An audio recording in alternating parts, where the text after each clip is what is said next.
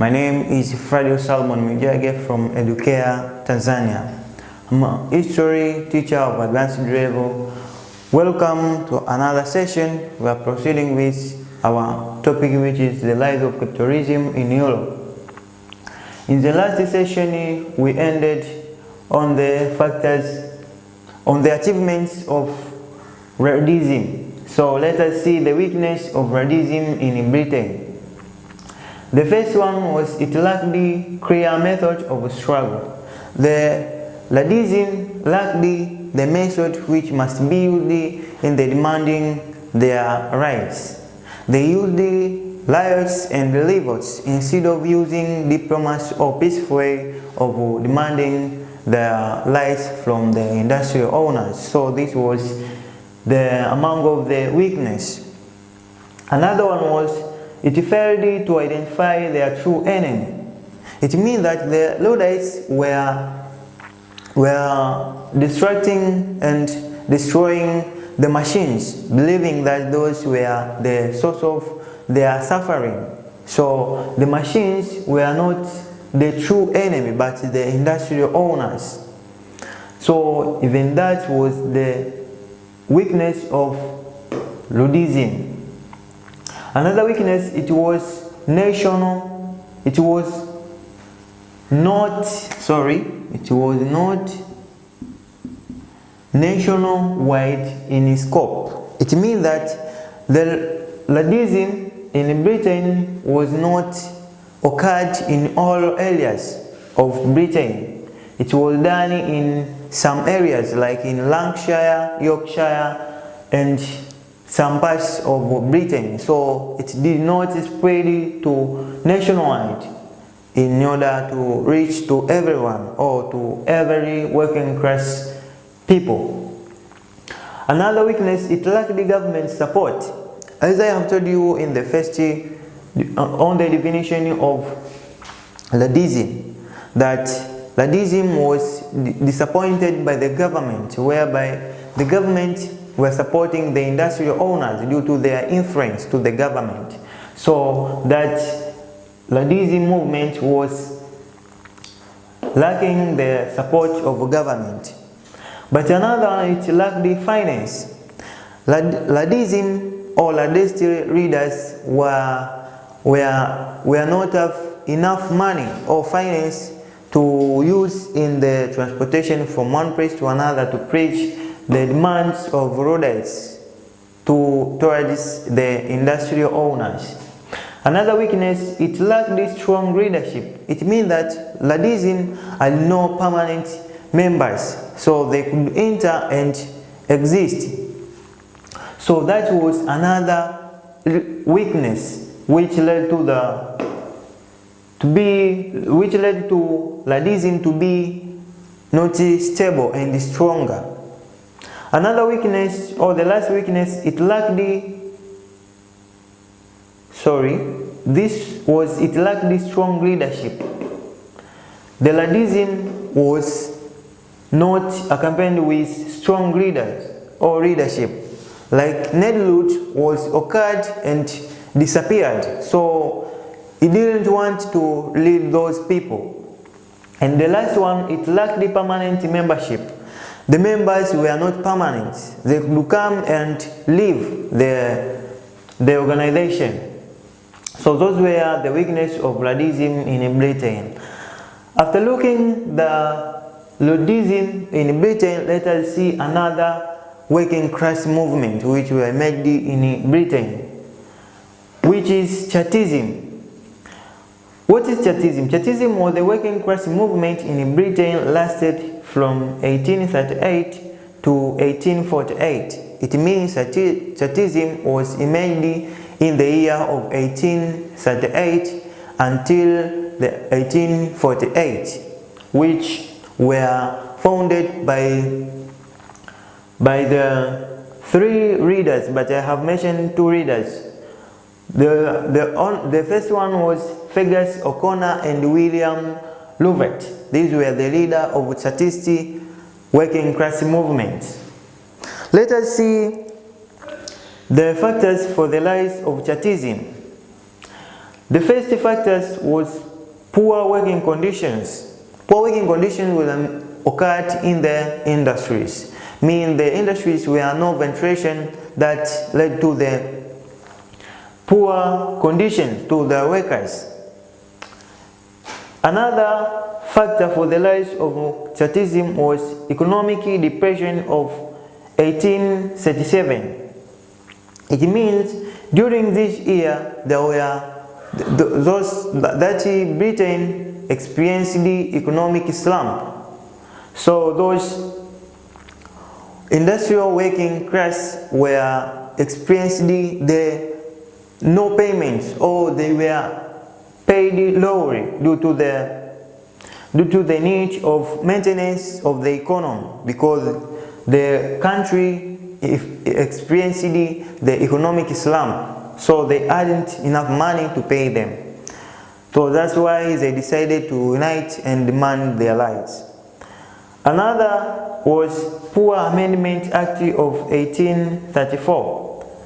That act was aimed to violate the rights of those statists. For example, the right of voting and to be voted. It means to participate in political matters. Those statists or working class were violated.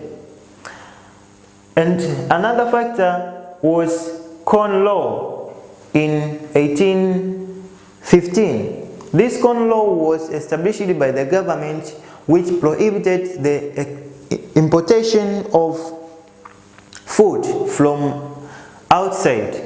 So it led to the increase of price in purchasing food.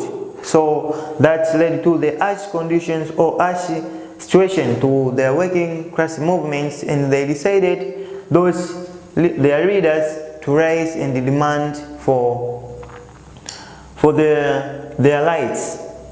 Another was low wages to industrial workers.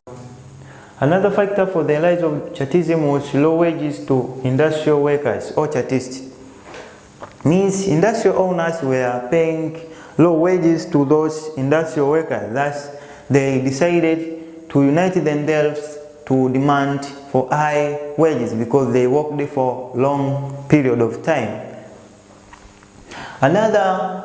These were the factors for the rise of Chartism in Britain. So after seeing the factors, let us go to the significance of Chartism. The first significant or achievement, it provided the foundation for the new working class movement.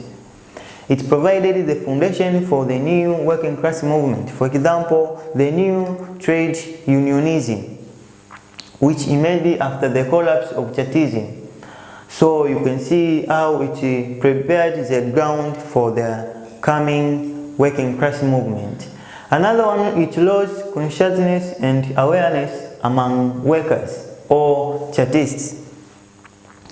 The Chartist movement rose the awareness and consciousness among the members on how they have to organize themselves and to demand their rights as human beings. Another significant, it led to the intensive democracy in England, whereby Chartists were achieved some rights like to vote and to be voted, the removal of property qualification to contest in member of parliament, and the applying secret ballot. But another was the payments of member of parliaments. So those were achievements which were increased the democracy in England or Britain. Another achievement or significant, it improved the conditions of workers or Chartist members. It means after their movement, the industrial owners decided to improve the conditions in industries and their living standard by paying some high wages and improving their housing and increase of patients. So another significant, it reduced the working hours from 12 to 8 hours. Due to the Chartist movement, the working hours were reduced from 12 to 8 hours, so it was another achievement. Let us see the 6 demands of Chartism. These were 6 demands of Chartism which were being demanded during that time. The first one was universal manhood suffrage. It means that all men and women, all men who had 18 and above years old had to pursue universal suffrage, or to pursue vote. And the second demand was voting by secret ballot.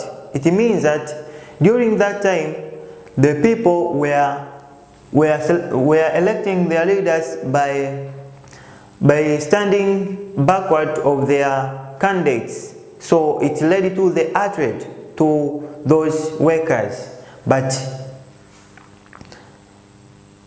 it led to the hatred of those candidates to those workers. Another demand was abolition of property qualification. It means this abolition of property qualification, it was the qualification for any candidate to be contested at any member of parliament as must have a lot of wealth in order to remove the problem of extravagance, the national revenues. Another demand was annual general election. This was the demand of Chartists that there must be pursuing of annual election each year of member of parliaments. Another was the payments to the member of parliaments. It means that those member of parliaments who were resulted from the working class must be paid because they had no any other activity to get money for satisfying their living. But the last one, or the last demand of Chartists were equal division of electoral districts or constituents. So those Chartists were required the division, equal division of electoral constituents or districts. These were the 6 demands of Chartism or Chartist movement. Finally, there is an exercise which is explain the 6 demands of Chartists or Chartism movement. So thank you for watching me, and thank you for choosing Edukea Tanzania for the best choice. Okay, let's meet in the another session.